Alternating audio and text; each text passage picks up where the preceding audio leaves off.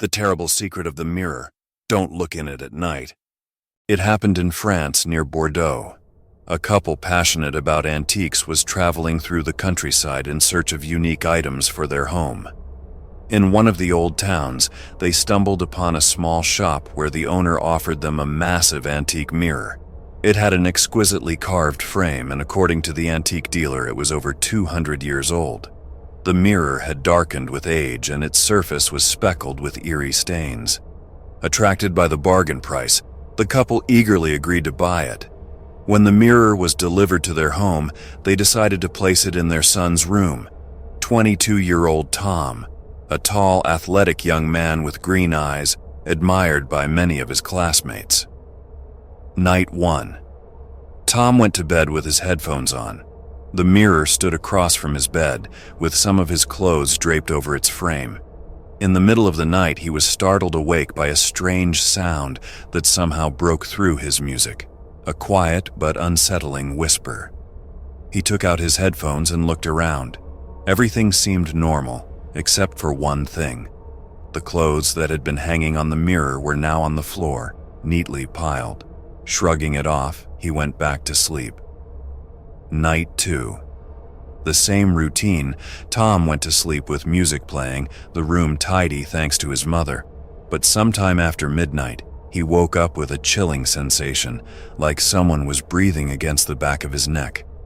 A shiver ran down his spine. Getting up, he walked to the kitchen, lit a cigarette, and tried to calm himself. It must have been just a vivid dream, he thought. Returning to his room, he stopped in front of the mirror and studied his reflection. Everything was normal, even his tousled hair looked good on him.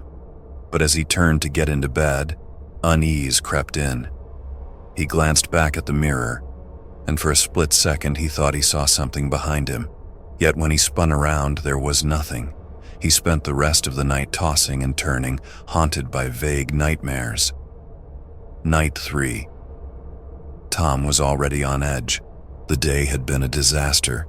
His studies weren't going well, he got a flat tire near the house, and he had argued with his parents. Just a minute past midnight, he woke up in sheer terror. An invisible, icy hand had touched his back. He leaped out of bed, turned on the light, and scanned the room. Everything seemed normal, except for one thing. The mirror was fogged up. The air wasn't humid or warm, making it all the more bizarre. He wiped the glass with his hand and froze. A young woman stared back at him. She was completely nude, but her skin was wrinkled and dry, resembling that of an old witch. Her face was contorted in horror. He spun around. Nothing. Looked back at the mirror. Empty. With a pounding heart, he crawled into bed, but an overwhelming sense of impending doom lingered. Night 4. Tom felt drained and sick. That night was quiet until precisely 5:59 a.m. A blood-curdling scream shattered the silence.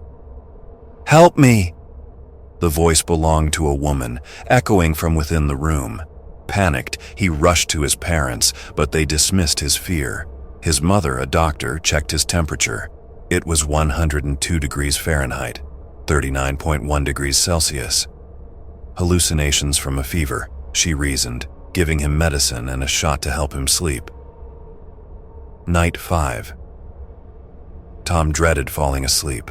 He walked up to the mirror. It seemed darker. Leaning closer, he felt an unnatural warmth radiating from the glass. He barely made it back to bed before blacking out. This time, he found himself in front of an old mansion. A young woman sat on the porch, the same one from the mirror, but now alive, fresh, and dressed in a flowing white dress. Her eyes were filled with sorrow. "I'm Maria. I came to you," she said softly, extending her hand. As he touched her fingers, realization struck. This was the same figure that had haunted him. She led him inside. There stood the mirror, but in pristine condition. "He's close. Run!" she whispered, tears brimming in her eyes. Tom jolted awake. His eyes darted to the mirror. Scrawled across the fogged-up glass was a single word: help. Night 6. Feeling weaker than ever, He decided to respond. He breathed on the glass and wrote, "How?" But before he could return to bed, he collapsed. His parents found him unconscious and called an ambulance. Doctors injected him with antibiotics and a sedative. That night, he dreamt of the house again. Maria was crying.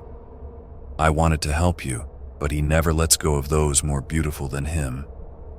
Tom awoke suddenly, but she was there, standing beside his bed, her face now disfigured.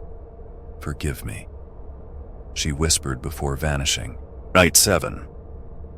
By morning, Tom was gone. His body deteriorated rapidly and doctors found no explanation. He was buried 4 days later. After the funeral, his parents and his best friend Alexander stepped into his room. They froze in horror.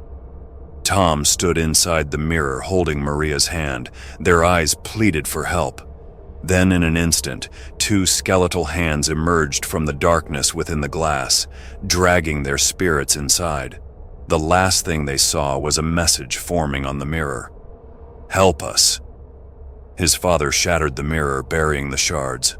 But at night, the house no longer echoed with cries, only quiet laughter. Thank you for watching this story. If you enjoyed it, don't forget to subscribe so you won't miss any new creepy legends and mystical tales. There's a lot more to come, so stay tuned and be ready for more encounters with the unknown. Look out for the next story.